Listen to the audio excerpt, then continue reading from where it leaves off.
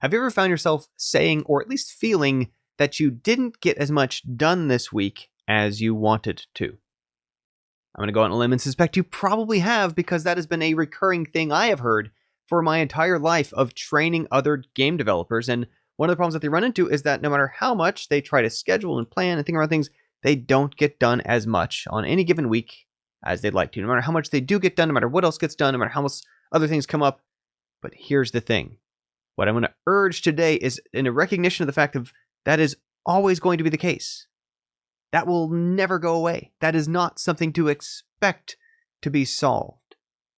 There is probably not in the history of humankind a single time interval for a single individual in, again, all of human history in which someone said, yes, I did absolutely everything that I meant to and wanted to get done last week, while I was in college, while I was in high school, while I had my youth, while I was on a certain vacation trip, while I was wherever it is, right before someone passed away, before I changed paths in my career, before whatever. There's always more that we wanted to do with a given interval of time, or that we could think of, that we could have done with a given interval of time, than what we did.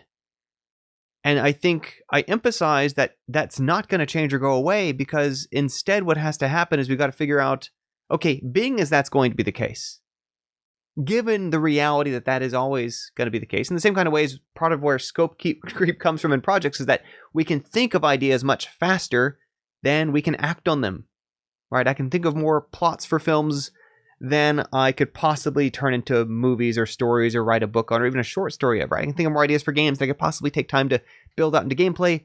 That's how imagination works. That's how our brains do things. And so instead it becomes a matter of strategically, again, A, coming to terms with that so we don't beat ourselves up too much, and then B, planning out our priorities, sorting the things that we do in such a way that when we only get to part of it, when we only get to the top several layers of shade, when we only, heck, even scrape off the very tip top of it, at the very least, it's the part that out of the things that didn't get done, we got done what we feel best about could have been happening in that time. And let me break that down a little more concrete, because I know, again, there's can sound abstract. So even a simple thing here, right? So the other day in one of my training calls, I'm working with a guy on a new project he's pitching for one of our home team groups. And we had, I did pause screen, right? We're putting into the schedule a pause screen. What should go on a pause screen? Well, there's a lot of ideas we come up with, right? There's probably some debug settings. There's a save and load. There's options for audio. There's quitting back to the main menu. There's just some variety of things. And we could pretty easily brainstorm a whole bunch of them.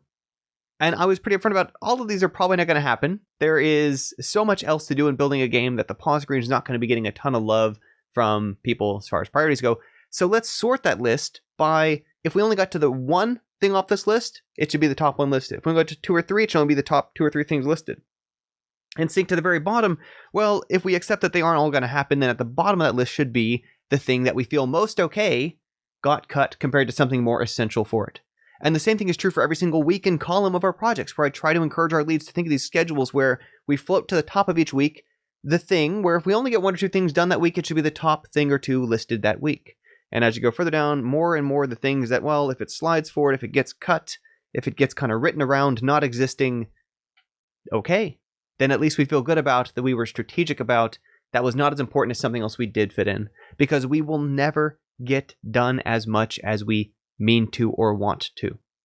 We will always think bigger than those. And there's this classic note, I brought it up in Self-Command, my productivity audiobook. It's something I learned many years ago from one of my managers, but this idea of it can sometimes even be a good sign when you're reaching 85% of the targets and the goals that you're setting, because that's a sign that you had some wiggle room in there to either stretch yourself, that if you nailed 100% of it, it's not quite clear how much more you could have done if you would put your goals a little higher. And I've actually liked that as a matter of priority, as long as we are getting done the 85% that's the most important out of that 85%, or out of that 100% of the goal of what we meant to do or thought we could do at that time, as long as we're prioritizing the part that's most worth doing, we can actually end up with a stronger final product, with a better end result, because we can be choosy about what 15% to cut, to leave behind, to wasn't really worth the allocation of the energy compared to the top chunk of the things that we were trying to do.